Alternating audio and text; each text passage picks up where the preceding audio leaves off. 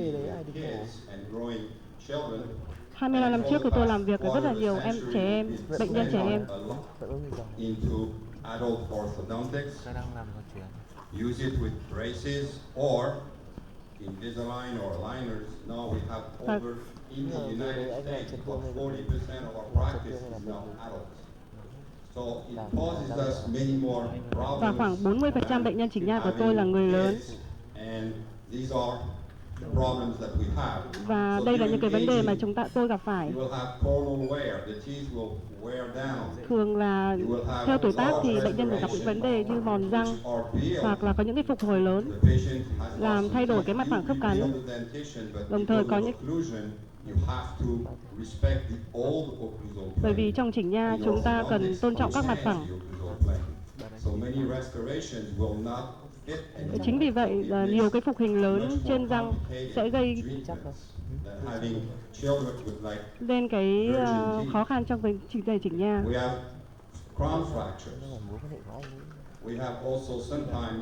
Đồng thời chúng ta trên răng thì chúng ta có những cái nứt gãy hay là có những cái phục hồi nó không phù hợp, không đúng. Và thêm một vấn đề nữa là bệnh nhân có tuổi thì mất cái nâng đỡ nha chu.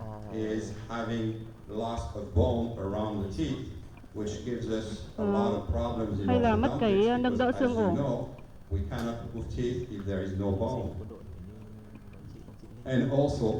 Và đồng thời bệnh nhân lớn tuổi và bị mất răng thì sẽ bị cái răng đó dịch chuyển về cái phía mất răng đó.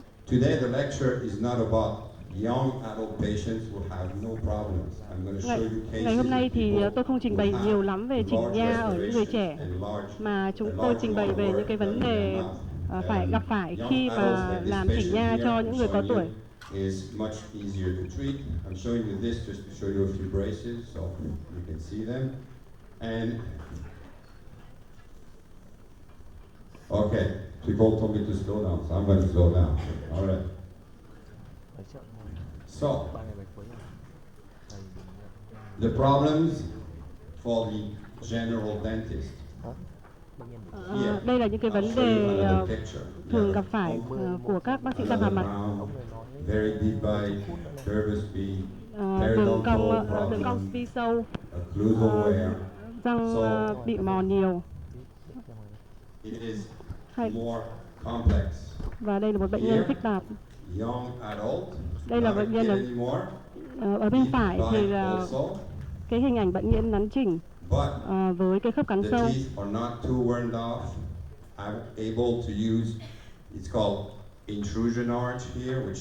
Ở đây chúng ta người ta dùng cái cung lĩnh lún.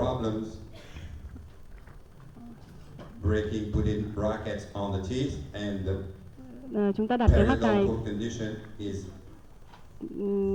trên răng.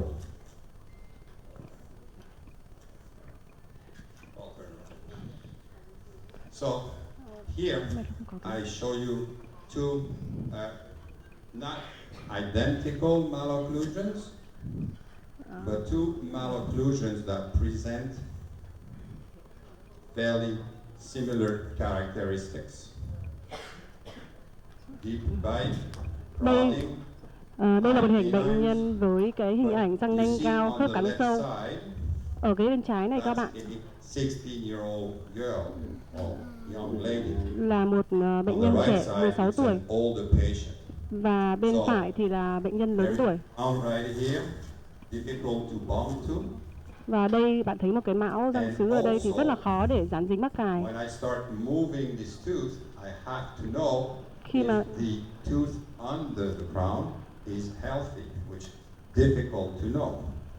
và để dịch chuyển cái răng này khó hay không thì cũng là một cái thách thức. Và ở cái hình dưới này thì bệnh nhân có cái mất răng 36. Will let the molars tip or tip mesial. Và cái chúng ta có nhìn thấy ở có cái răng 7 nghiêng dần. Vì vậy chúng ta cần phải dựng thẳng cái răng 47 này. Really true. It's hard to do. You have tooth wear. Và chúng ta thấy có hình ảnh mòn răng. The tooth wear has happened during aging. one day màu at a time. màu răng một cái vấn đề sinh lý bình thường. When Khi I mà chúng ta có start tuổi, moving the teeth, all these teeth will be at a different level. thì chúng ta thấy đây là những hình ảnh màu răng khác nhau trên từng răng. How are you going to work with this? Như vậy chúng ta sẽ xử lý như thế nào? Align the gingival margin or you align the incisal edge? Như vậy là chúng ta sẽ làm đều, chỉnh hình đều theo bờ cắn hay là chúng ta làm đều răng không? Are you going to refill the teeth? What are you going to do? Như Are vậy, you going to be doing some enameloplasty, make these teeth smaller? I don't know. It's a decision you have to make before you treat the patient. như vậy chúng ta cần phải xử lý những cái vấn đề này trước khi chúng ta quyết định cho bệnh nhân chỉnh nha. And again, sorry, this is the tipping again of this dentition. So I like to show little examples. Như So vậy, we'll start tôi with one, sẽ which cho is các one bạn of my một cái hình ảnh ví dụ của bệnh pretty nhân old cases. mà cần cái tiếp cận đa chuyên ngành. Wife, Madame Lacombe is coming tomorrow to speak about dental photography, and these are all digital photos. Tomorrow you'll see much better. Ngày mai thì sẽ có bài trình bày về chụp ảnh nha khoa. Has a problem because the patient has a skeletal malocclusion. Bệnh nhân này she's 45 years old. She doesn't want orthognathic surgery. Không muốn chỉnh hình và phẫu thuật. Và is, cái phàn nàn chính của cô ấy là my teeth are breaking down. răng của tôi có vẻ bị nứt gãy. And have all my teeth worn down when I get older. Và tôi không muốn mất răng khi mà tôi già hơn. She also says she cannot clean her teeth correctly because she has composite subgingival. Thì tôi cũng không thể nào mà chải răng sạch sẽ ở cái vùng răng cửa hàm trên do composite. As you may know in your practice of every day, patients always say, I just want to improve. Trong thực hành hàng ngày thì bạn luôn nghe thấy bệnh nhân nói là tôi muốn cải thiện răng của tôi. The skeletal malocclusion. Như vậy bệnh nhân này có cái vấn đề về not that important. She wants to have the bite opened. Cô ấy muốn cải thiện cái khớp cắn, muốn cải thiện cái đường níu, cũng như là cải thiện cái khớp cắn sâu. Okay. So, and it's actually I work, as I said, in the university. Tôi nói với trong trường đại học của tôi là that second opinion of the orthodontist said surgery, which actually is right if you want to do the full treatment. But nếu mà bạn muốn cải thiện tất cả thì bạn nên đi phẫu thuật.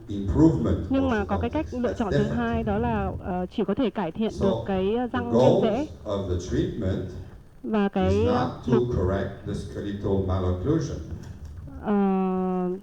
mục tiêu điều trị ở đây nó không hoàn toàn giống với cái mục tiêu điều trị về sai hình xương.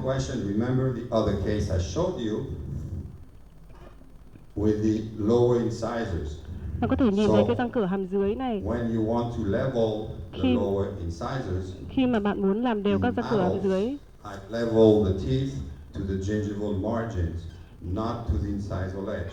thì bạn nên làm đều cái đường viền lợi. That it's feasible. If you level to the incisal edge, nếu mà worn out, you end up with uneven teeth, and many patients do not like that. Và khi mà bạn chỉ làm đều cái đường lợi ở bệnh nhân người lớn mà bạn chỉ làm đều đường lợi thì cái đường viền cái viền răng cửa không được đẹp lắm. And this is a straight wire system, but it could be any system. That's not really a problem. Và ở cái hình ảnh bệnh nhân này thì tôi dùng gắn mắc cài và bất kỳ hệ thống nào bạn đều có thể sử dụng. Because it doesn't work. So that's what I'm doing right now. I'm opening the bite, trying to correct bệnh nhân này thì tôi làm mở khớp cắn và cố gắng chỉnh sửa cái sai hình khớp cắn hạng 2. Because again, the jaws are not fully aligned. So I'm aligning the uppers, aligning the Tôi làm lowers, đều cái hàm trên và and I dưới. leave the patient with a lot of overjet because Bệnh nhân có rất là nhiều cái cắn phủ rất nhiều. or restorative dentist is in charge because he will finish the case. So I am not I am not the last person to treat this patient, so I have to respect the other dentist who is going to be restoring the case, and it has to be to his or her choice, not mine. If I cannot do it, I have to tell him in advance, no, I cannot do it. Và tôi luôn luôn tôn trọng cái ý kiến của các nha sĩ và đặc biệt là các bác sĩ phục hình. To give the best outcome to the dentist after treatment. Nhằm đạt được cái mong muốn cái thỏa hiệp tối đa cho bệnh nhân. Ở cái khớp cắn răng sau thì tôi mở khớp và sau khi mở khớp cắn thì tôi đã cố gắng đạt được cái khớp cắn răng nanh ở loại 1. That's the after. So then the patient elected to get upper crowns, which was the choice of hers. So she got bệnh nhân có được thay thế những cái phục hình mão xứ ở các răng cửa phía trước.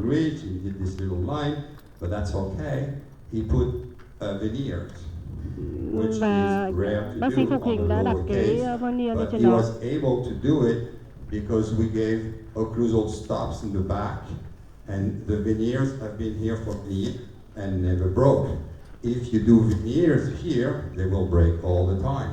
Và chúng ta chỉ đặt veneer ở phía trước. Nếu mà đặt veneer ở phía sau thì sẽ bị gãy vỡ. Unfavorable occlusal plane, and you put crowns and veneers, they will break. If you let us do, or you do the work yourself in orthodontics, and you balance correctly the occlusion, you will have success, except if the patient is a bruxer. That's a different story. But let's assume you are able to give good interincisal coupling or angle. Như vậy ở hình ảnh như này thì chúng ta đạt được cái kết quả rất là tốt với những cái góc độ răng cửa trên và dưới hài hòa. Bệnh nhân dễ dàng cái đường biếu rất là rõ. Nhưng mà với những cái phục hình mới thì bệnh nhân không bị viêm nữa. And I think we get a good service. So, which I'm saying right here, because I work a lot with periodontists, orthodontists, bởi vì tôi đã làm việc với rất nhiều bác sĩ, the idea is cũng như là các bác sĩ nha chu, bác sĩ phục hình khác nhau. Và bà có nhìn thấy đấy hình ảnh này thì đây là một đội mà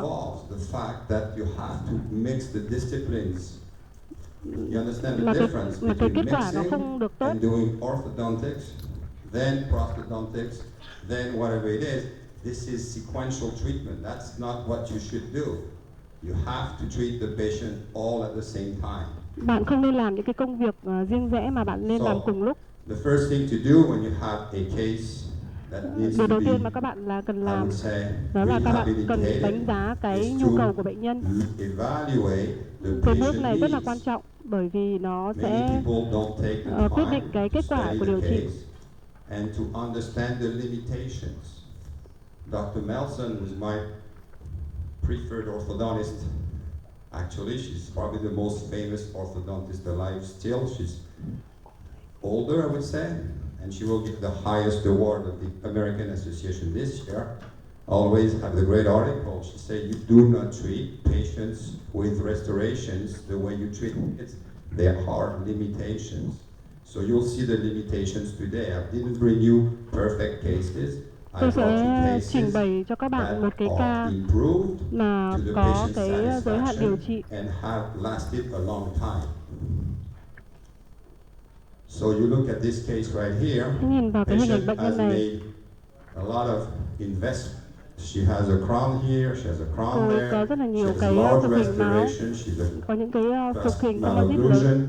As a lingually displaced tooth, this patient, this occlusal scheme or this occlusal, how can I say, situation requires a lot of study. So you look at the endodontic, cái tình trạng khớp cắn của bệnh nhân cần rất là nhiều cái cải thiện. Như vậy chúng ta cần làm gì để thay đổi cái tình trạng này? especially with people who have crowns that I don't like, I will ask the dentist to remove the crowns and put temporary ở cái crowns bệnh nhân có for cái the hình ảnh orthodontic. mão này thì tôi không thích lắm, Obviously, và if the tôi đề crown nghị is cho correct, bác sĩ I will răng hàm not mặt ask the loại same bỏ cái thing. mão này. You also look at the periodontal Bạn có thể nhìn condition. thấy cái tình trạng Very nếu của bệnh nhân. important. You Điều này rất là cannot quan trọng. perform orthodontic Bạn không thể in thực hiện a chỉnh nha patient who has active trên một bệnh nhân mà có cái tình trạng periodontal disease or viêm điếu tiến triển. but I do a lot of cases Nhưng mà tôi đã làm rất là nhiều bệnh nhân chỉnh nha, have limited periodontal support, có cái and tình trạng actually we improve. tình trạng Hopefully lợi I have có enough vấn time đề. to show you the case today. It's at the end of the presentation.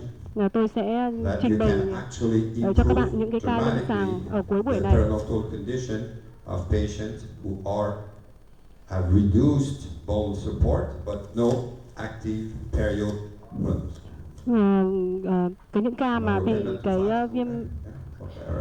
cái viêm lợi tiến triển nhưng mà đạt sau khi điều chỉnh nha thì đạt được kết quả rất là tốt. So this is probably one of the things I tell my students all the time, and this is Đây là what cái they điều mà always tôi luôn forget to căn do. dặn sinh viên của tôi. The first thing Khi you mà want to lên kế hoạch điều do trị is plan your case. thì If cần don't like what you phải see mất thời gian and you để don't think that đánh it's giá gonna work, những cái điều sau the đây. best way to say it's not gonna work is not the first day, not after 2 years of treatment that nothing is good. Everybody wants to start. You have a patient on your chair, you want to do things quickly. You want to start working. This is what dentists are trained for. We are trained to provide service and care. But please, especially for people who require special care, interdisciplinary care, you have to plan the case. And it's hard to do because you need to speak to a periodontist, you need to speak to a Rất là khó để in my thực case, hiện điều này. or if you do Bởi vì all the work yourself here, you need to spend a khi lot of mà time để studying điều your trị bệnh case. nhân thì bạn cần phải trao đổi rất là kỹ càng You have với to look các at bác sĩ this. về nha chu, bác sĩ về phục hình. Many of Hay là your bạn patients phải could benefit làm cái điều from đó một mình. surgery, could benefit from many complicated procedures, but sometimes they're not interested. So you have to see, can I meet my patient's expectations? Đôi khi thì cái mong đợi của bệnh nhân nó khác hoàn toàn với cả cái nhu cầu của bệnh nhân. I don't know. It all depends on every case. Tôi sẽ làm gì và điều này phụ thuộc vào từng ca riêng rẽ. We want to start immediately. Just try to write down the case correctly. So, what to do, who does it, and what, and when. That's very important. Để đạt được cái hiệu quả So thì ai we làm start gì và khi this nào. order. Và đây Pretty là những cái simple. yêu cầu đặt ra. We do the phase of, I would say, consultation, cleaning. Đầu tiên thì chúng ta cần điều trị sơ khởi. Periodontal phase. Usually there is periodontics needed, especially my patients. Usually 90% of them need some perio. Và khoảng 90 bệnh nhân cần cái điều trị nha chu trước khi chỉnh nha. Adult orthodontics here, 90% of them have issues, so you have to address that. Sometimes we do open flap surgery to make sure that đôi khi chúng ta còn phải phẫu thuật mở vạn để chắc chắn rằng là bệnh nhân được cái vệ sinh răng sạch sẽ trước khi điều trị chỉnh nha. Đôi khi thì cạo vôi hay là siêu âm không đủ cho bệnh nhân để vệ sinh. This is a bad idea. The last millimeter of tartar is the most important, not the first 3 or 4. They don't count. It's the last one in the pocket. And many times you will not see it, so be very careful with this. Again, as I said, temporaries or temporary crowns, as soon as I don't like a crown, I have it moved and changed. Tiếp theo thì chúng tôi thực hiện những cái mão tạm. Chúng tôi không thực hiện mão. After 2 years of treatment, you have a problem. We'll see that later on. Obviously now I start orthodontics. Sau đó tôi mới bắt đầu điều trị chỉnh nha. And I will work with the specialist. I work only Và with tôi specialists sẽ myself. làm việc But với obviously, những cái bác in your sĩ private practice, chuyên you ngành can work as a như là bác sĩ nha prosthodontist, chu orthodontist, nếu whatever mà you cần can do thiết. that. The orthodontics is done, but always as a teamwork. And then you Sau do khi the điều chỉnh final chỉnh nha xong thì tôi restoration. cần làm việc với các bác sĩ chuyên ngành khác The first thing và sau again, đó mới đi đến những cái phục hình sau which cùng. is usually the reverse of what the patient wants. As you all know, in this room, they always want only the front teeth, right? They don't care about the back, obviously. Bệnh nhân thì thường chỉ So the thing is quan tâm đến always cái start thẩm mỹ with răng the trước mà occlusal không goals. để ý How lắm can I đến cái răng provide sau. good occlusal stops to the patient? As I showed you before, if you only Như restore vậy cái anterior mục teeth, tiêu you will khớp fail cắn đầu every tiên đạt time. được Okay? đặt If ra you ở đây don't là have a khớp good cắn ổn định. occlusion, posterior occlusion, sorry, with good dynamic movements, you do your crowns, you do Hoặc là a lot of work, and it's bạn đạt được một cái khớp disappointing cắn động ổn định ở because các they tư will thế tend to khác nhau. break on you and you don't understand. Why? It's because you did not provide your occlusal stops. So look at this. I have no time. This is a whole day course, so I'm not going to spend too much time, but just remind yourself, this is first, it's not last. You don't do the front teeth and you go to the back. You start in the back, you go to the front. That's the way you'll be successful in your career. Đừng làm việc là nha sĩ thì các bạn đừng để ý cái việc điều trị từ phía trước về phía sau, mà hãy điều trị từ phía sau về ra phía trước. She's a class 3 patient this time. Đây là một hình ảnh bệnh nhân sai khớp cắn hạng 3. Cô ấy không muốn điều trị phẫu thuật. She has very complicated và cô có cái chen trúc răng rất nặng. The point was she had crowns made in Africa actually to try to close a very large diastema. So it's a simple procedure, right? But not really.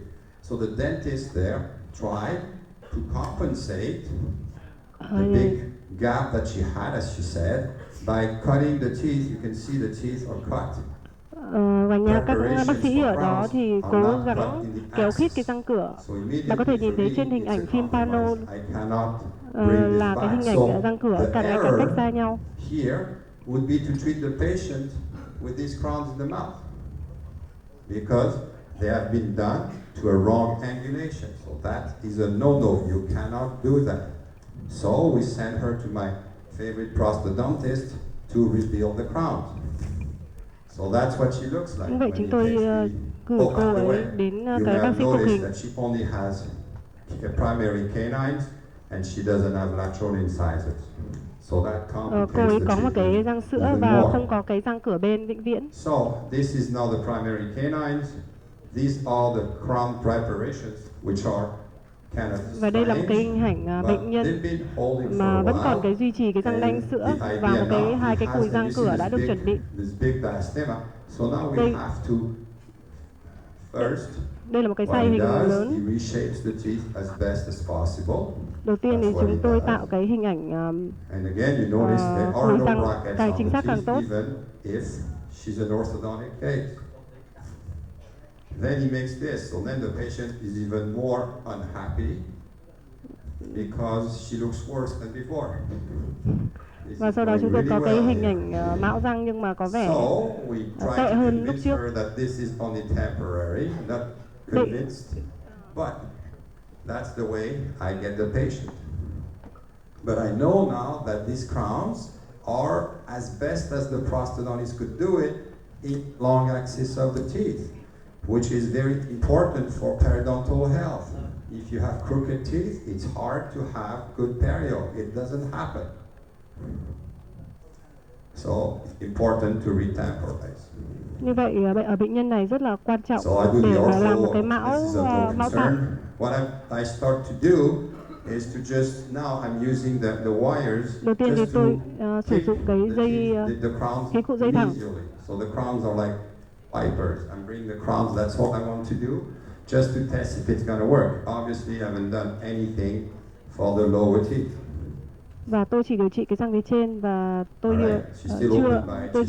chưa điều trị cái răng bên dưới. I avoid the canines because they're primary canines. And Tôi one tránh gắn result. mắc cài trên cái răng nanh sữa bởi vì cái So slowly, chân răng này là ngắn. slowly we bring the teeth back into a correct Và từ từ angulation. thì tôi đã đóng khít cái And I răng remove cửa teeth on the trên này. lower, which that's no concern. That's conventional orthodontics. So just concentrate on the upper arch. Still no brackets on the canines, as little as possible, anyways. Và tôi vẫn chưa gắn mắc cài trên cái răng nanh But sữa then này. tell me what kind of surgery was done here. She looked like this. Now she looks like this. So what kind of surgery did we do?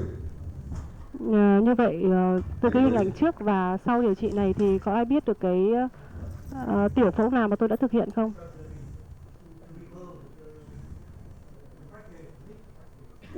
Yes, what we did here, actually I thought that we needed surgery to reshape this papilla, right? Well, we did nothing. The papilla reshaped itself. Thực tế tại vì tôi cũng không làm gì hết. Roots and make them parallel and you do a good alignment, what happens is you get usually a much nicer gingival contour. That's the lesson of this case. The rest is standard orthodontics. It's very important to bracket correctly to get the gingiva to Rất là quan trọng khi mà bạn gắn mắc cài để đạt được cái đường viền meaning liếu that the thẩm roots mỹ. are in a better position. Now the interradicular distance is correct. Và bây giờ bạn có thể nhìn thấy cái khi mà kéo sau khi kéo răng cửa thì thấy coi khoảng cách giữa hai răng cửa rất là lý tưởng. Sorry. So then again, remember what I said about temporaries. So in order to get the best possible tôi nhấn mạnh về cái vấn đề gingival làm cái mão margin, tạm. and what we do, we retemp for the last time, and that's Và tôi with làm temporary một cái crowns mão tạm nữa mới at the moment of để being có ready. thể Sorry, to do thiết kế lại cái đường viền liếu. full porcelain crowns on the incisors. Again, obviously compromise. We don't have lateral incisors. We have primary canines. Và ở cái hình ảnh trên bệnh nhân này thì bệnh nhân không có cái răng cửa bên, và thay vào đó thì tôi dùng cái răng nanh sữa. You can argue that the patient was happy with the result because we gave her what she wanted. Then eventually she got Và a ở bit hình ảnh này more bạn thấy work là on bệnh the nhân cũng rất là hài lòng với kết quả, bởi vì là chúng ta đưa cho bệnh nhân những cái gì mà cô ấy mong muốn. And the crowns have been actually pretty good. Nothing has failed. I was expecting the canines to fail, but they have been pretty good up till now. All these cases, by the way, are over 5 years. Tất cả những cái tất cả những cái ca mà Rồi. tôi trình bày với các bạn đều là những cái ca mà được hoàn thành từ 5 năm trước, chứ không phải là một cái cây và kết thúc của ngày hôm qua. Another person, she has this Một hình ảnh bệnh interesting nhân khác. smile again. Severe class 2 malocclusion.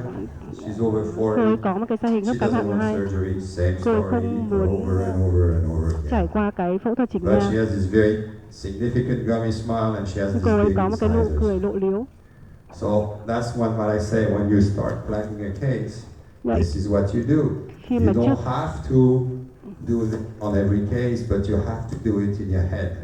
You have to look at tooth shape, và trước khi mà điều trị chỉnh nha, tôi nhấn mạnh là các bạn cần phải lưu ý đến những cái vấn đề như là hình dạng răng này, hình dạng nướu. Also, what can I do with this? Và So I'm looking at cái độ this cao của đường viền super liếu. big Chúng ta có upper thể làm gì? incisors, and I tell myself, I think I can do something.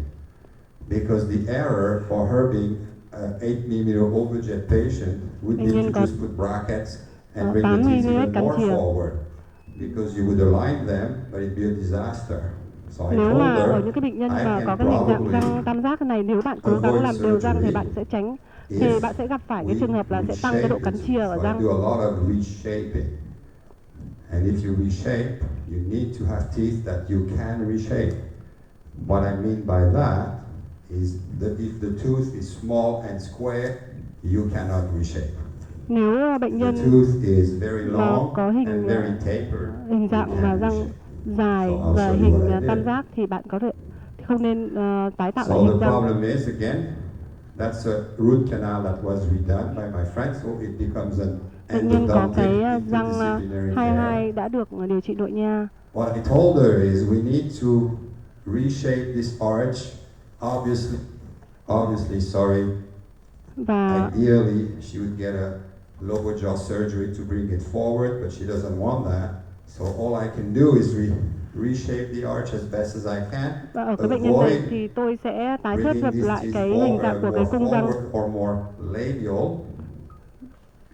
Vì bệnh nhân không muốn là phẫu thuật nên tôi chỉ có thể làm được như vậy. But something you have to understand. Các bạn phải hiểu That's là very important if you do orthodontics on adults who have a bit of perio. Rất là cẩn thận khi mà điều trị chỉnh nha ở những bệnh nhân lớn tuổi. You always will create black triangles. Bởi vì khi đó thì cái lợi bị tiêu và nguy cơ bệnh nhân có thể bị lộ những cái tam giác đen, và khi đó bệnh nhân sẽ không hề vui lòng gì hết. You can tell them whatever you want, that it's better for the cleaning and everything. They will not like you. Nếu bạn nói với bệnh nhân rằng là cứ vệ sinh răng chăm chỉ, nhưng mà bệnh nhân không hoàn toàn hài lòng với cái kết quả như vậy. Know what you're doing and calculate correctly. So as you can see, she's opening up black triangles all over, which is not good. Nhưng mà ở cái hình ảnh bệnh nhân này, bạn thấy rằng là bệnh nhân có rất là nhiều cái tam giác đen. And that's the time when I saw that and I said I got a problem here. Khi mà tôi tái tạo lại cái hình dạng răng, hình ảnh có thể tốt hơn, nhưng bạn có thể thấy rằng bạn đã vẫn thấy cái hình ảnh tam giác đen tồn tại ở trên bệnh nhân này. Extrude the lateral some more, and we can do some interproximal reduction again after taking X-rays. I said, okay. Và sau đó thì khi mà bệnh nhân không hài lòng như vậy thì tôi đã mài kẽ các răng này. Và bạn có thể nhìn thấy ở hình ảnh này, sau khi mài kẽ xong thì tôi làm chồi răng 22, thì bạn có thể thấy được cái tam giác đen nó sẽ nhỏ lại. Part is done. So we remove the brackets, send her to the prosthodontist. He makes a new tamp that immediately, sorry, that's not a good picture, immediately improves. Và tôi làm lại cái phục hình bao tạm ở cái răng 22 này. Và tôi mài kẽ nhiều hơn ở cái vùng răng 11 và 21. Okay? That doesn't mean that the permanent tooth will be like this.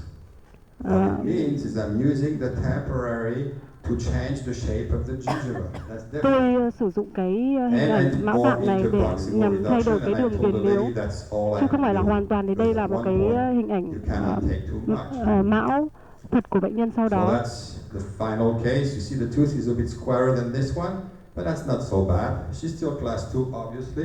I didn't do anything ở hình ảnh about kết that. quả cuối cùng này thì bệnh nhân vẫn ở cái size hình hạng 2. But that's not the point. That's the point. That's the whole point. She has no TMJ. Yes, she's class 2 on the left. Yes, she has a symmetry. Yes, she has all sorts of things. But by reshaping the teeth correctly, changing the arch form, changing the occlusal plane, tôi đã thay đổi cái hình dạng của răng, hình dạng của cung răng. It's all different. Mặc dù bệnh nhân là vẫn là cái size hình hạng 2, nhưng mà bệnh nhân vẫn rất là hài lòng với kết quả đấy. So, and again, it's an old case. It's not 2 months old, and it held very well. So this is what I'm saying is for patients, this is what you need to do. Obviously, we made her nice with a makeup and everything. It's a bit of cheating there, but at the end of the day, that's the whole idea. So you go from here to there, you have a happy patient. But it was planned. I just didn't put braces and hope for the best. You had to plan the case correctly. It took a long time, a year and a half just for this. But I think it was worth it.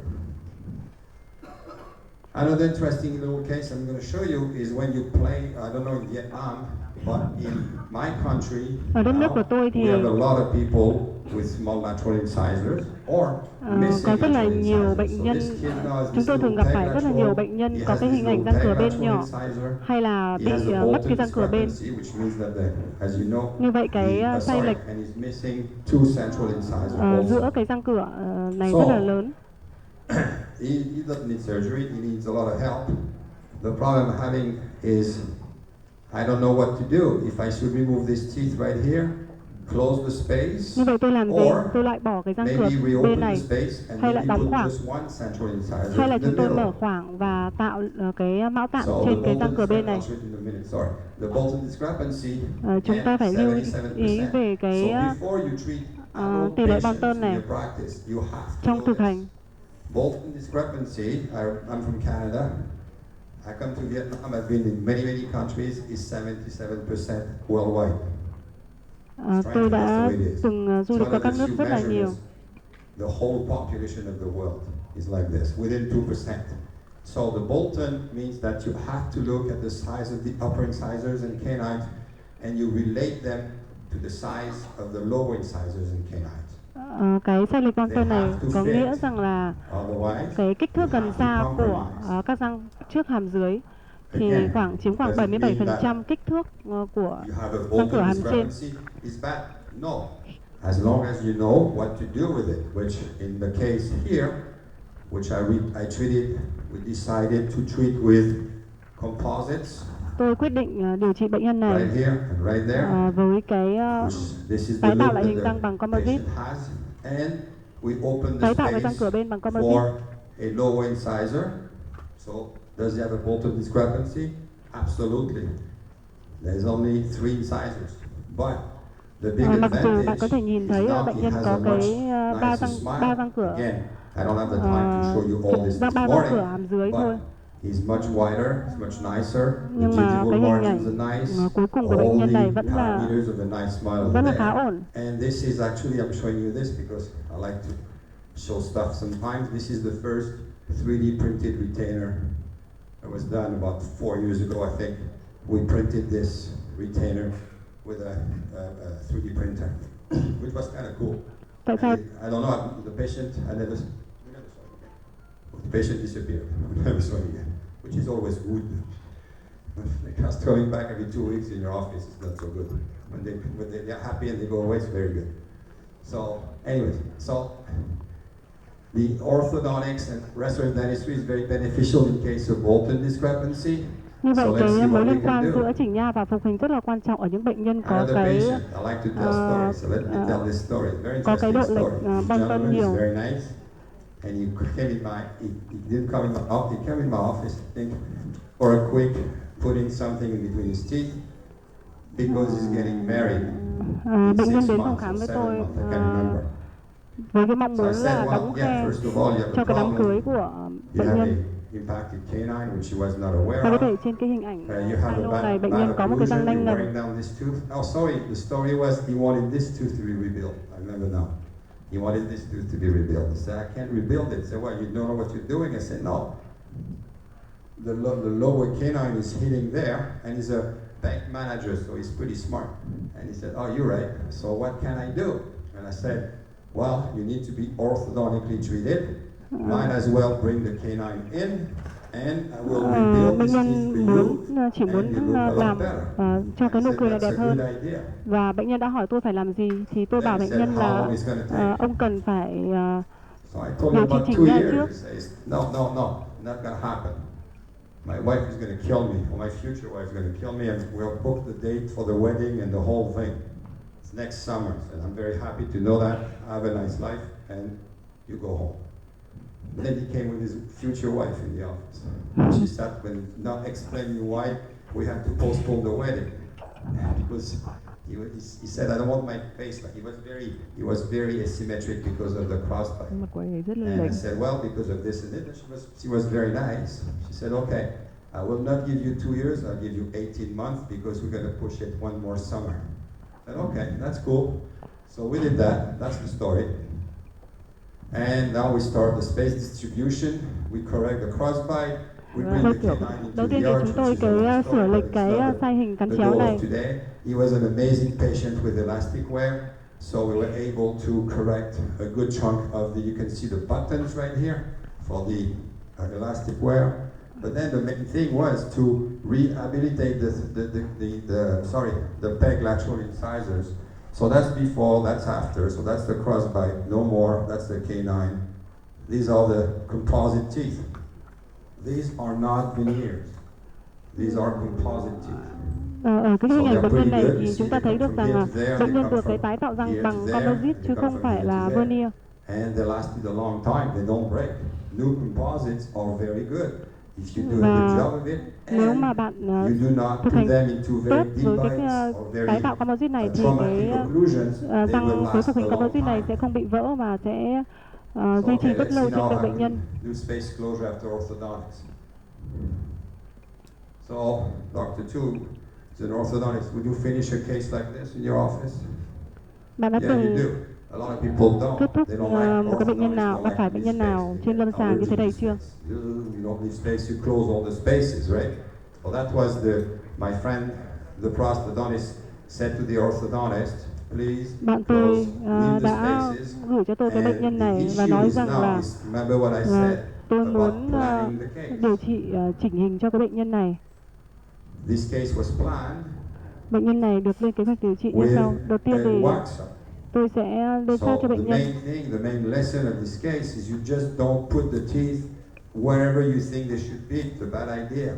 You wax up correctly. Bạn tái tạo That's lại the cái hình finished dạng product. răng trên sát cho bệnh nhân. You wax up correctly, then you reverse engineer the space and you put the teeth where they're supposed to be. So it's actually an interesting concept where the orthodontist is actually like building a bridge, and then what happens is the prosthodontist will do very well, and when I saw the patient, I say, "Yo, you still have Và khi tôi gửi xưởng thì tôi nhìn thấy một cái hình ảnh rất là tốt. Bệnh nhân sau khi được phục hình, it closes very nicely. So you see, that's called, and all these teeth right here are all composites, no crowns, no tất cả những cái facings, phục no hình trên nothing. răng trước này Full đều là composite, composite and hết, it makes them even chứ không hề rough có on cái mão purpose. răng sứ nào hết. So the surface of the light hits the surface nicely, and you have a very nice result. So that's a lesson for the orthodontist in the room.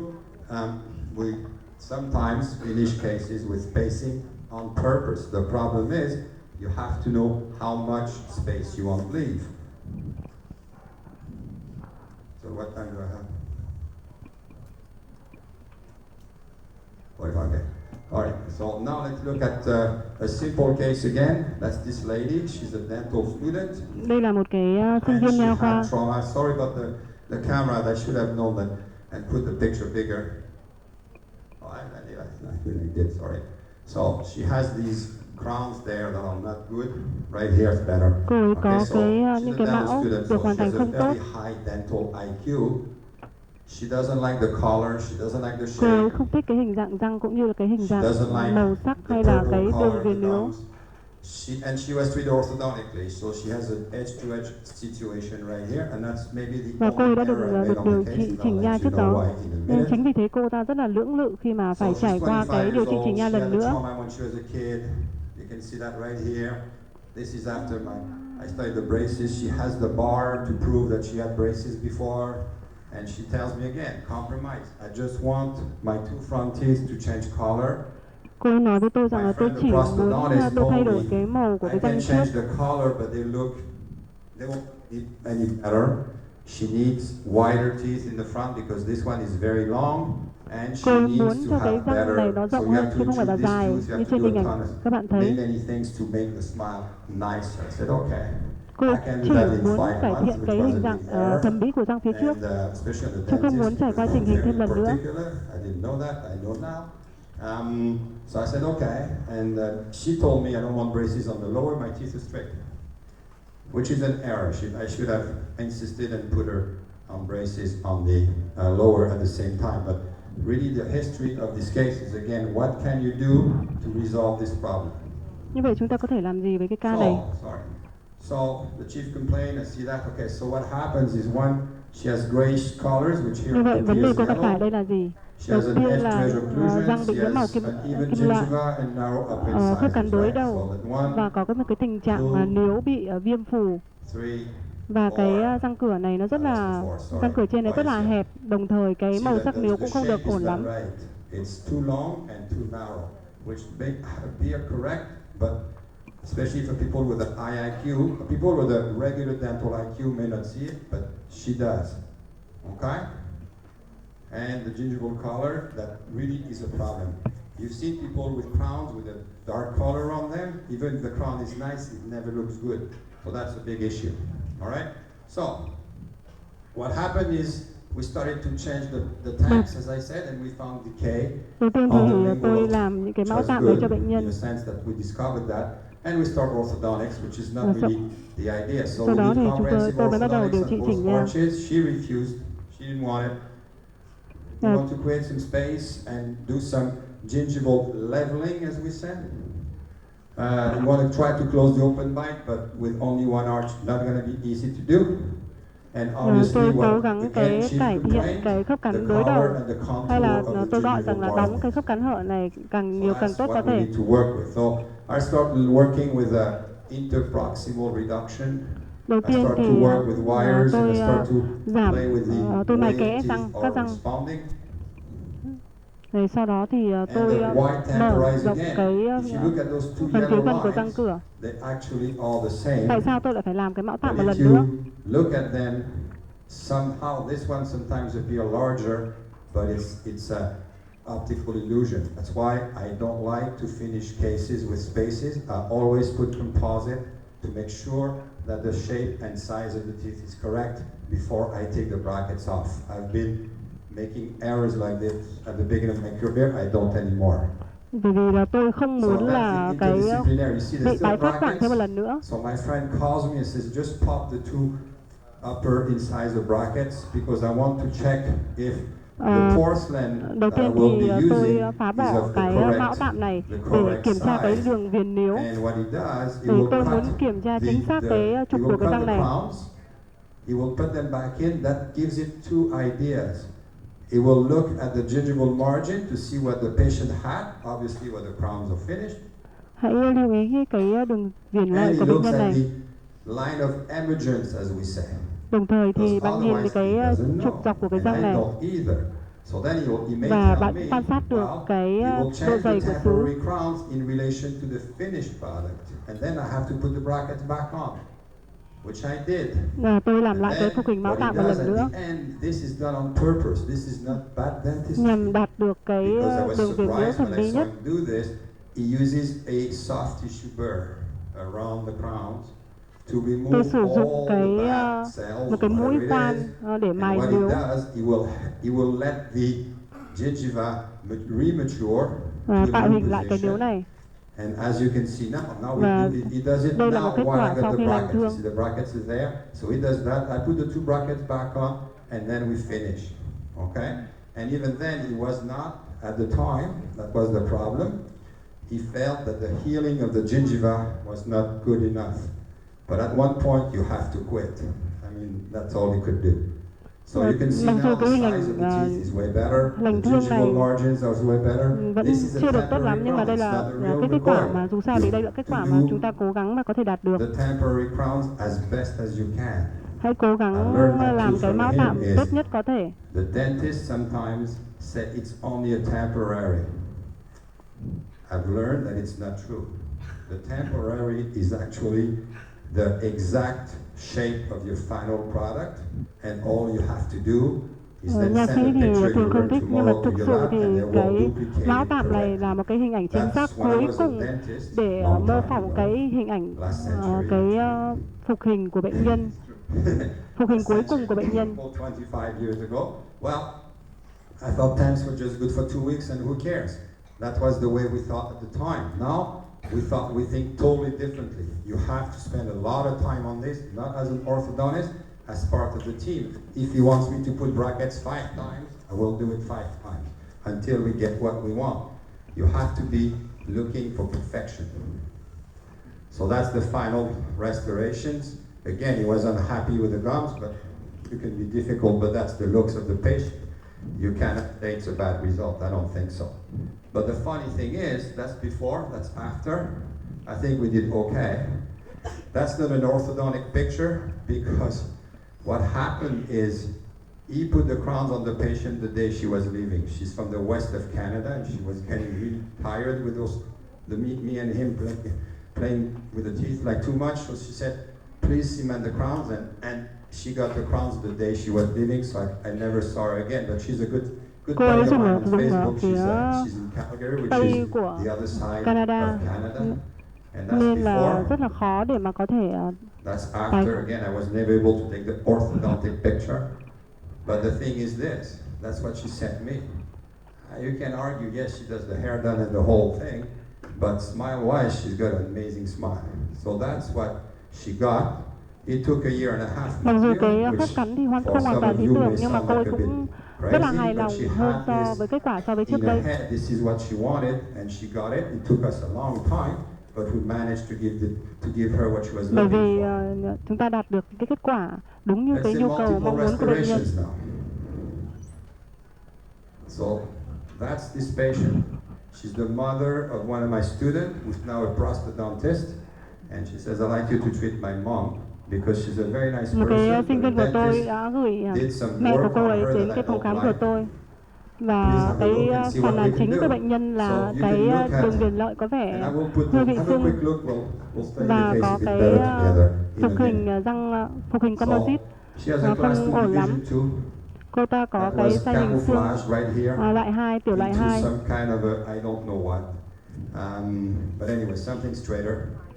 But again, that's the lesson in life. Straight does not mean aesthetic.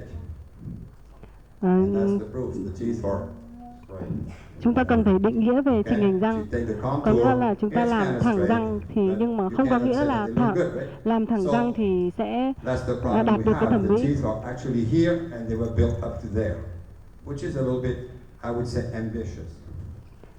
Và đây là hình ảnh, các bạn thấy một cái hình ảnh mà phục hình composite trên bệnh nhân về so với cái trục thật của răng bệnh nhân. Interesting. Just hold me a minute.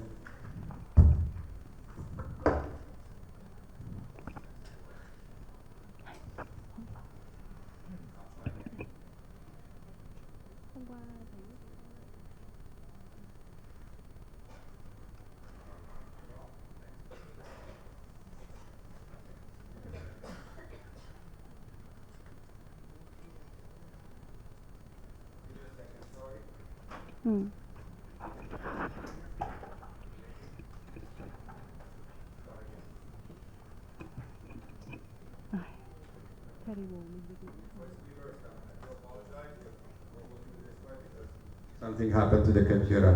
So what you need to do is study the case. So you see the line should have appeared before the arrows, but that's a different story. So let's look at the blue lines for a minute. So that's what you do. Các bạn quan sát một cái đường hình màu xanh này. On the arrow like I do, but you could do it in your head. So if you start from center line, quan sát cái đường trung what tâm. needs to be done is this teeth the roots have to go this way, and the roots have to go this way, which is distal. Và bạn sẽ quan sát được rằng là đầu tiên thì bệnh nhân cần phải thay đổi trục của răng cửa trước. Và cái răng phía sau cần phải dựng nghiêng ra ngoài ở cả hai bên. So you study what needs to be done on this teeth before you do anything. So then you look also at the line of occlusion. But I said occlusal plane. And this is what I'm doing right now. So I put the brackets in. Đầu tiên thì I am working with wires and all sorts of and by the way, she was very petrified. It was funny when we told her that I had to remove the composites on the teeth. Remember, she had cô có vẻ không hài lòng khi mà tôi nói rằng tôi sẽ loại bỏ cái composite này. They have to go. So she didn't like that. She says, I'm going to go back 20 years. I said, yeah, you have to go back 20 years before you go forward. And that's the way it's got to be. Bởi vì rằng là không ai, tôi không muốn trở lại cái hình ảnh của những cái năm trước. Without any composite, and I'm working with the rectangular wires to try to work. Again, no braces on the lower. She's 50 some years old. She's not interested in any form of surgery. So we have to work with what we have. But again, this is not the point. This is not a surgical course. It's just an aesthetic course. Different. I do a lot of surgery in my practice, but this was not one of them. So again, we are actually uprighting the dentition, positioning the roots, Tôi everything dựng that takes time, thẳng and trục you can lại see that she's răng, opening up very nicely, tái slowly. thiết lập lại vị trí của chân And you răng have to make, especially để on older nhằm patients, thiết you lập have được to let cái nature khoảng cách giữa các help răng you. một cách tốt nhất, It's giữa not các chân răng happening một in cách 2 tốt nhất. minutes. It's a long process.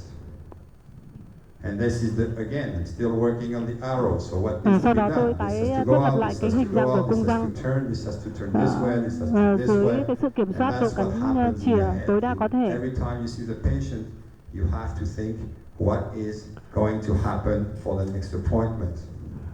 Mỗi khi mà bạn hẹn gặp bệnh nhân thì And that's the bạn luôn luôn nhớ temporary trong đầu rằng crowns là done. mình phải làm They gì went there for ở những 1 cái lần year, hẹn I kế think, tiếp. almost 1 year before they got totally yellow and discolored. So we went from here Hãy nhìn cái hình to ảnh here, trước và which is sau not khi điều bad. trị. Patient was fairly happy. Funny Mặc dù enough, she cái wanted to cô have ấy vẫn có cái teeth size hình that hàm are 2, more yellow nhưng mà that I would have liked cái because đường she was viền lợi not happy with one of vẫn some of là the friends who tốt hơn got so với very trước white đây. teeth, and she says, "Don't put white teeth on me. I don't like it." So she got a bit of yellow. But that's Cô the ấy final không thích những cái restorations. phục hình răng mà trắng quá. So Chính vì I thế would cô argue ấy that đã it đề was a nghị good tôi làm những result cái also. phục hình răng Again, hơi when vàng. was it done? 5 years ago. Và So still đây là there, một cái no ảnh kết issues. thúc 5 năm And trước. again, I spoke to her on Facebook because her son got married. I treated the son also, and she says the teeth are really the same as day one. Again, why? Because we gave her the best possible occlusal table. It's not the ultimate occlusal table because she had no surgery. We gave her the best possible occlusal table. Chúng ta không cho cô ấy cái kết quả tối ưu nhất, bởi vì cái kết quả tối ưu nhất chỉ đạt được nếu mà cô ấy chịu phẫu thuật. Just to give you a taste of what we can do as orthodontists, and if you practice orthodontics, chúng ta chuyển sang cái sự mối liên quan giữa implant và chỉnh nha. well-known prosthodontist from Washington, University of Washington in Seattle, and I was at a lecture of his last year, July, I think, and he was saying 80% of his cases get orthodontics before he will restore them. Some form, not necessarily full orthodontics. Bạn tôi là một cái bác sĩ chuyên về implant và ông ấy cũng nói rằng là đa số những cái bệnh nhân mà cắm implant của ông ấy thì cần phải điều trị chỉnh nha trước đó. That will meet the patient expectations. That's different. Okay, so implant and orthodontics, that's wrong, by the way. You don't want this as much as possible. Not a good idea, but that's okay. A friend of mine did this joint. So look at this one. That's an old one. That's from Sim something, I remember, from Switzerland. So what they do, they have this very fancy software. Đây là một cái hình ảnh where you can plan your implant. trên một bệnh nhân đã được đặt implant. Nothing wrong with this. Bạn có thể thấy rằng là cái implant này không hề ảnh hưởng đến cái khoảng cách giữa hai chân răng. Audience, what's wrong with your program? And he found it funny, so he says, okay. So what's wrong with this? Nhưng mà cái you see, depending on bệnh nhân này có vấn đề gì? you work with, you'll see things totally differently. My friend, the prosthodontist, sees the mouth in a way different way than I see it, and the surgeon sees it in a way different way.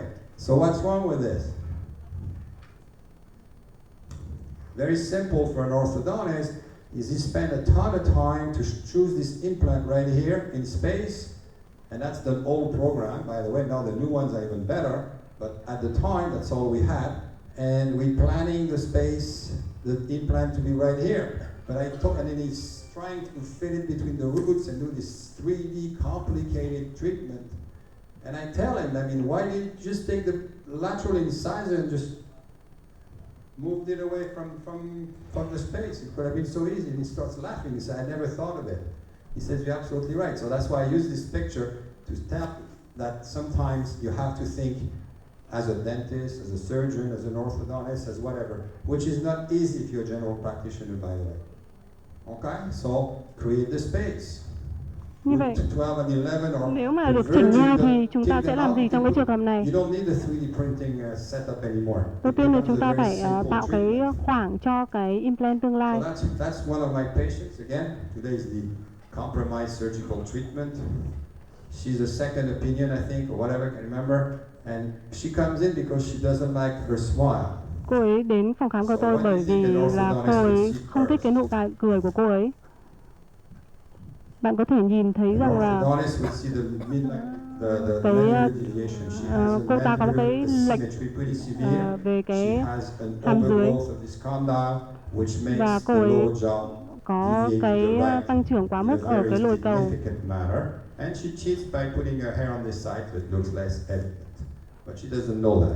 Và cô ta cố gắng tạo nên cái hình ảnh cân xứng nhất có thể bằng cách là cô ấy nghiêng đầu.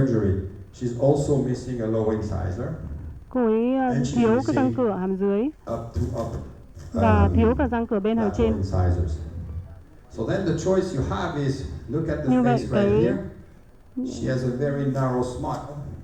cô ấy có một cái hình ảnh cung răng rất là hẹp và có một cái nụ cười hẹp.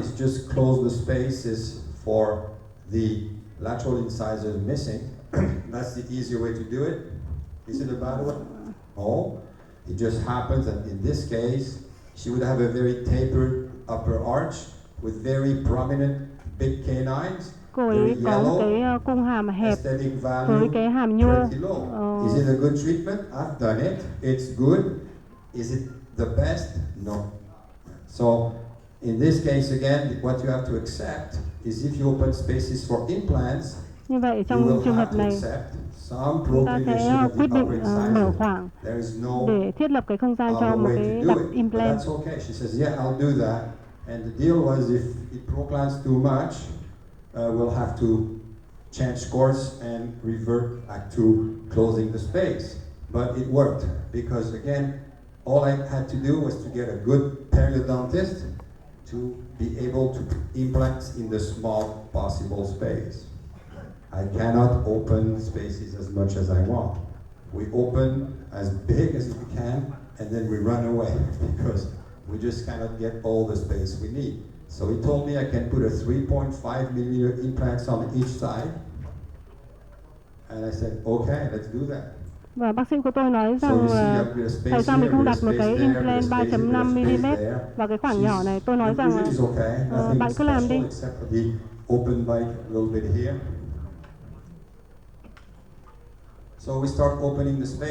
Nhưng mà sau đó thì chúng tôi đã quyết định rằng là dịch chuyển những cái răng cửa giữa và răng nanh này.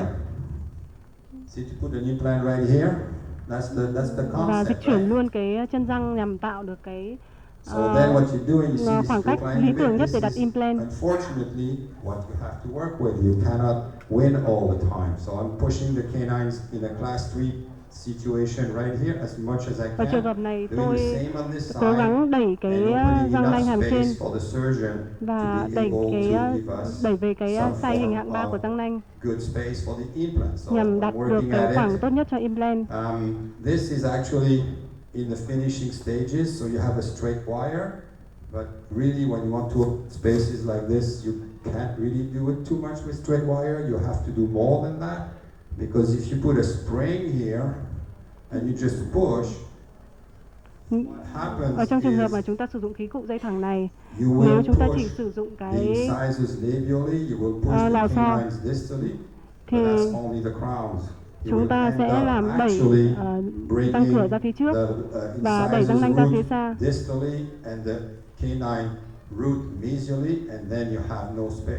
Nhưng mà khi mà vậy thì bạn sẽ chỉ đẩy được cái thân răng, trong khi đó cái chân răng của hai răng cửa và răng nanh không thay đổi. So you see, I'm opening the space the same way on the incisal. Chính vì vậy thì chúng ta đồng thời phải tạo khoảng song song cho chân răng nữa. Và cái điều này rất là mất thời gian. So, but you're limited with that. The patient had small teeth. So you open up, and every 3 months she goes to the periodontist, and he looks and he said, a bit more. Và mỗi 3 tháng thì cô ấy đến lại khám. Và tôi luôn động viên cô ấy là khá hơn rồi đấy, khá hơn rồi đấy.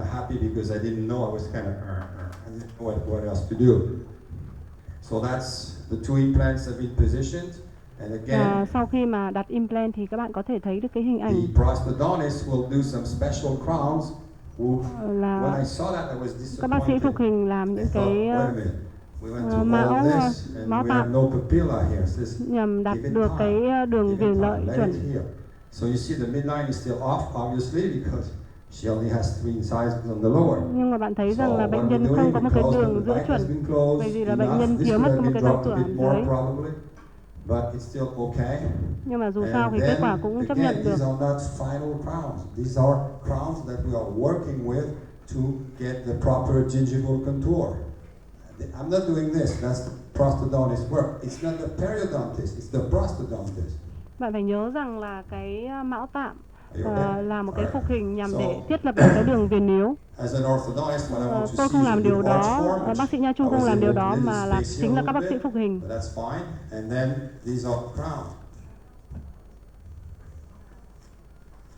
And that's the final panorex. You see the roots are not so short because I was able to torque them back a little bit in bone, so they appear longer than on the other one. They appear resorbed because they were very procline. At the end of treatment, I was able to retorque them back into bone, and now they look a lot longer. So that's good. And that's the finished case again. And that's the final restoration. You can see now the gingiva is better.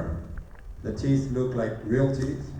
Ở hình ảnh này bạn có thấy rằng là răng bệnh nhân trông có vẻ thật hơn. Did we correct the asymmetry? Absolutely not. Okay. Nhưng mà bệnh nhân có đạt được cái đối xứng không? Thì vẫn chưa đạt được. Bạn có thể thấy rằng cô ấy có một cái nụ cười rộng hơn. This is no way I can get this with canine substitution. Not gonna happen. Ở hình ảnh này do I thì do substitutions? Yes, I do. In this case, I don't think there was a way to do a substitution with her. We also, I told her that I didn't try to correct the occlusion totally. I said if ever rằng là keep tôi on không going, cố gắng sửa cái khớp cắn của cô ấy, mà tôi chỉ cố gắng thay đổi được cái đối xứng trên khuôn mặt cô ấy. Cô ấy đồng ý.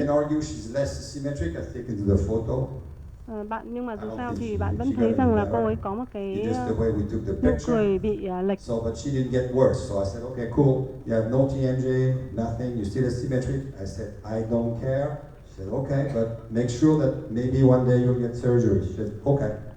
Tôi nói với cô ấy rằng là lồi cầu của cô ấy có vấn đề thế thì cần phải phẫu thuật đấy, nhưng mà cô ấy bảo là cô ấy không quan tâm lắm.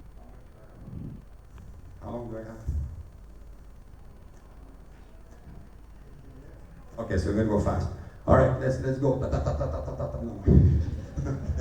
All right. Okay, so what I decided to add is a couple of cases I want to show you. Okay, because this is my new thing, is how orthodontics can help periodontics. I showed you một cái mối liên quan nữa giữa cái việc chỉnh nha và điều trị nha chu. Because the prosthodontics is just rebuilding stuff. The perio will make bone, which is really cool. So in this one here, as an example, that's a patient that the dentist told me, you're going to do orthodontics on this patient, not a complicated case. Bệnh nhân này điều trị chỉnh nha không phức tạp lắm. Nhưng mà liệu bệnh nhân có cần ghép nướu không? Ghép lợi không? The patient wasn't crazy about the idea. So I said, okay, let's try it and see what happens. Worst comes to worst, we'll do it. And that's after ortho. Bạn sẽ khuyên bệnh nhân làm gì? Difference. 2 years of orthodontics. You could argue this went down a little bit even, but she actually got a bit better. So, and why she gets better is because we torque the roots back into the bone. She didn't completely cure herself and the gingiva got perfect. Bởi vì tôi đã chỉnh nha và tôi đã đẩy bọc cái răng này về phía sau. Because we want to help the treatment, and in many cases we don't need to. An older patient, she's a grandmother. The therapist calls me, she can't clean her teeth, it's not working, she has a denture on top, có vấn đề về nha chu. Not going well.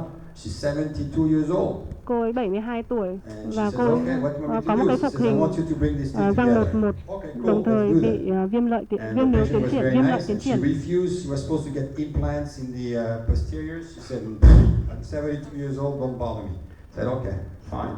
All right, so we clean her up, really nice. Again, a real cleanup. Don't just Tôi đã làm gì với bệnh nhân này? Thì đầu tiên thì chúng tôi gửi cô đấy cho bác sĩ nha chu để làm sạch răng. Already she's noticeably better, but she tells me it's super hard for me to keep my teeth clean. I said, okay. Mặc dù cái tình trạng vệ sinh răng miệng của bệnh we nhân do, này we tốt do hơn. very simple orthodontics. Nhưng mà sau đó thì tôi tiếp tục điều trị chỉnh nha cho bệnh nhân này. We let the patient with the elastic, and at the bằng end, cách I put a đóng power khoảng cái chain răng cửa ở right bên dưới. here. And again, we just put the incisor edges at the right level. But that's ortho 101. Anybody here I can show you that in a month. It's not complicated ortho. The big thing I want to show you is you see this is before perio and this is after ortho. Bạn có thể so sánh cái hình ảnh trước khi mà điều trị nha chu và hình ảnh sau khi nắn chỉnh răng. Why? Because we put the roots back where they're supposed to go. We torque them correctly in bone. These teeth were way too Tại sao đạt được cái hình ảnh tốt hơn này? Bởi vì tôi đã thay đổi hoàn toàn cái trục của răng cửa. Nên chính vì thế điều này sẽ làm cho cái tình trạng lợi của cô ấy đỡ viêm và tốt hơn. So that's why she opened up a bit of a space in the middle. Okay? I told her you should put a retainer. She said I got better things to do than that. So that's fine. So she has no retainer and it's still holding. Tôi có khuyên cô ấy đeo cái duy trì nhưng mà cô ấy không thích lắm. Ever. But you see the gingival line is very good. Bạn có thể nhìn thấy cái đường viền yếu của bệnh nhân rất là tốt. You can do it at 72, you can do it at any age. So this is very simple little thing. I finished this case. Patient was not happy and she was very shy patient. She says, why? I don't know. The teeth are straight, but I don't know. Something's wrong. So my periodontist, I sent a picture. She says, I can make this, how would you call it, gingivoplasty, and that's now. So did we get rid of the gummy smile completely? No, we didn't. But now the patient is much happier. So it doesn't take much sometimes. The proportion between joints showing gingiva and the length of the tooth was changed. Khi mà bệnh nhân được phẫu thuật nha chu thì cái tỷ lệ cái lộ cái răng cửa hàm trên tốt hơn. Oh, that's the interesting one I want to show you. That's an old case of mine that you can make bone by doing ortho and good perio. Quang này bạn có thể thấy bệnh nhân có một cái tình trạng bệnh nhân có cái viêm yếu tiến triển tại chỗ. Bệnh nhân có cái túi lợi sâu. You see, that's the way she looks. Old photos again. It's an old case of mine. Tôi chỉ có cái hình ảnh này. Và đây là hình ảnh cười ngoài mặt. To fall off, get a denture or something. She says, I look horrible. I hate my teeth. Okay. And you know what? She's entitled to hate them because they really don't look very good. So she has these pockets right there, this pocket right here. And actually the periodontist says, I think you can help this patient. Hiển thị cái cô ấy có hai cái túi lợi. Because that was, again, a long time ago. So I said, okay, so we get this bone loss all over the place. We put at the time, I think we do better now with better bone grafting. But at the time, that's what we had. She was all these over eruptions. So I told myself, if I could bring this teeth to this line, again, minor case. So this is what I have, this is what I want. I need to get this teeth up to here. And hopefully, by gardening with the root back into the ground. Is it going to happen? I don't have a clue. But you have to use very, very, very light forces. Trong trường hợp lún này thì các bạn lưu ý là cần dùng những cái lực rất là nhẹ. What I tie the front four teeth together and I use a very, very light wire. Tôi cố gắng liên kết cái răng lại với nhau và tôi sử dụng cái lực lún rất là nhẹ. Khoảng 25 gram trên một răng. This is the day we finalize this. So you can see now, unlike here, where there was zero papilla, you can see the teeth are going up. You see, we never put any braces on the lower because she's a patient from the Children's Hospital. She has no money. This is done for free. Tại sao tôi không we never put braces điều on trị the lower. chỉnh hình răng cửa hàm dưới bởi vì rằng là cô là nhân viên trong khoa và cô không có nhiều tiền lắm cho cái việc chỉnh hình này. Okay. So then we're starting to get to my line. I'm pretty happy about it. And you see the bones forming slowly, coming back. It's right down to here. This one's forming from here Khi to mà there. bạn làm đúng răng cửa này, bạn có thể nhìn thấy được là cái hình ảnh túi xương được lấp đầy dần dần. It does, but I'm not sure. So you get better. That's the way she looks like when we're done. And it's again, yes, she has a crooked tooth there. I never did anything about it. That's not the point. I could have done it. Any good orthodontist can do that. That's not the point. But the point is this. Now she has a full gingival margin that makes sense. She has a bit of a black triangle, but that's minimal. And the main thing is that. Mà cô ấy đã đạt được cái hình ảnh sau khi điều trị là cái đường viền yếu rất là tốt. Mặc dù là cô ấy có cái tam giác đen nhưng mà cô ấy không bận tâm về điều này nhiều lắm. Cô ấy đã mong muốn là dùng cái điều trị chỉnh nha này. Bởi vì cô rất là hài lòng với cái kết quả. You change lives, my friend. If you do good work, it's really cool. Okay, so that's before and after. All right, so that's another dentist. I do a lot of dentists. So another one comes see me, says my dentist says I need to do gingival grafts all over the place. Với cái hình ảnh I got răng this bị bad tụt nướu. gingiva, and what do you think? I said, well, I don't know. So I sent it to another my periodontist I deal with. And she tells me, Tôi đã bàn luận với cái bác sĩ nha chu trong viện tôi. And then we'll do the grafts. He said, oh, okay. But he says, okay, fine. But the problem we have is he has a crossbite here. Vấn đề của bệnh nhân này là gì? Bệnh nhân này có một cái cắn chéo răng sau, bên phải, bên trái. I would have to expand this arch. Như vậy đầu tiên là tôi cần phải mở rộng cung răng này. I'm going to take the crowns right out of the bone, which is a bad idea. So I tell him, he says, Paul, you're going to get a surgery. He says, no, because he looks really good. He's not a bad-looking person. He said, if you want to keep your teeth, it's surgery. He said, okay, it took him 6 months, but he got it. So what we did, we opened up a bit of space between the teeth, right here. This is a passive wire. You see, there's not even a bracket. Passive everywhere, as much as possible. That's the day we cement the RPE. Và tạo khoảng. He looks really did a good job on me. I'm very happy. Look how I look like an imbecile. I said, okay, what I did, a trick also if you do orthodontics, if you do a SARP like this, or MARP, whatever they are, which are special expanders for adults, put a tooth right there and cut it. You can control how quickly you close, which I did, but I didn't put the case full. This is it. Khi mà các bạn nong rộng cung And răng then thì slowly xương you ở bring đường everything dưới back together. sẽ được So basically tạo what dần you dần. do, you put bone in the middle and you bring the teeth back into the bone. That's the idea. Do not do orthodontics on the patient without expansion. It's a no-no for this one. Okay? And that's what happened. Mình điều trị bệnh nhân này So nếu he's mà looking bạn good.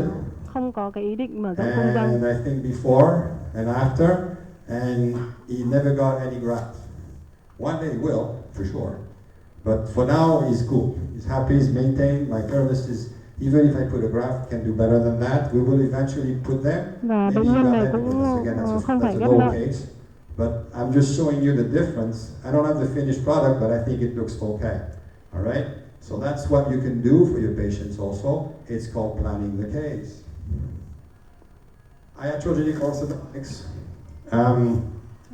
With cone beams now, we can see what's happening with the roots. You see the roots are coming out of the bone. It's not a good idea.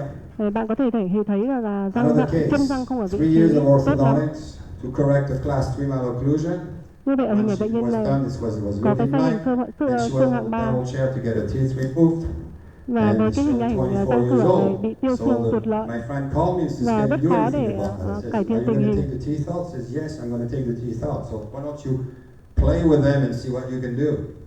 Và bác sĩ Nha Chu nói rằng là cứ thử điều trị chỉnh nha cho ca này xem thế nào. To be able to put as little force as possible, and what I'm doing, và tôi đã điều chỉnh cái tọt chân răng này về phía sau, tức là điều chỉnh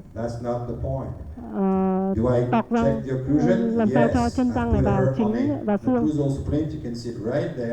To take every single possible occlusal problem and trauma out of the equation, and I'm torquing her very, very slowly. Tôi nói với cô ta rằng, tôi nói với bệnh nhân rằng để làm cái điều này thì mất rất là nhiều thời gian. She came back to see me, I don't know, a year or two ago, whatever. And this has been more than 4 or 5 years. Sau khi điều trị, một năm trước cô ấy đến gặp tôi và tôi đã, các bạn có thể thấy được cái hình ảnh của bệnh nhân. And I think she will keep them for the rest of her life. Did I correct the diastema? Absolutely not. That was not the plan. Okay?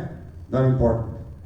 Mặc dù có cái khoảng hở giữa các răng cửa hàm trên, All I wanted to tell you is nhưng mà when you do cũng không có vấn đề gì hết. interdisciplinary care, sometimes you do really well, sometimes you can't always win, but that's a patient I'll show her and I'll tell you the story.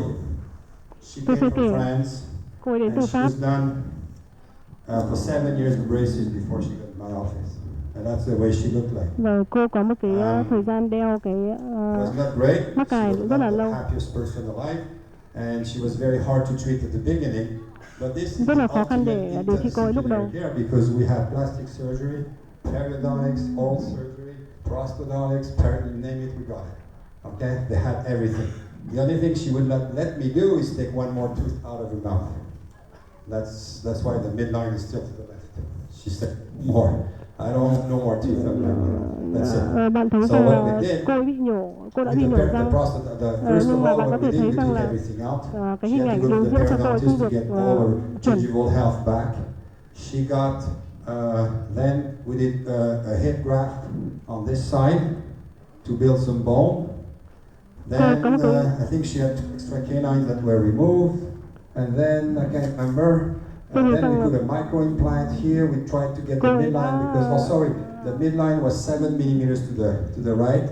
So we put the midline somewhat in the center.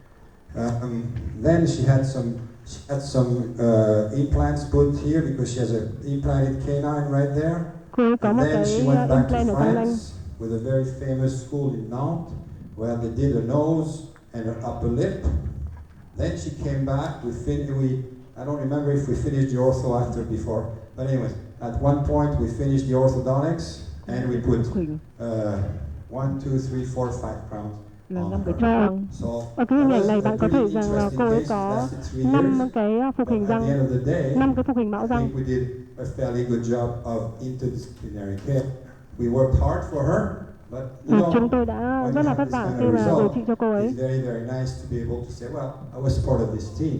So again, what we had planned, it took longer because she wouldn't get surgerized in Canada, which is fine, because I knew the center in Nantes is very, very good. So she got the plastic surgery done, and she was for 4 months. I remember that she came back, she was super unhappy because the surgeon had put a special nasal prosthesis for 4 months. Cô đã trải qua những cái phục hình, những cái phẫu thuật. Bạn có thể thấy được cái. So having said that, I think I'm pretty much a little bit ahead of the time, and that's okay. So if there is any questions from the audience in English, please, or French, that's all I can do. So any questions, I'll be more than happy to answer. Thank you for your attention. Có câu hỏi nào không ạ?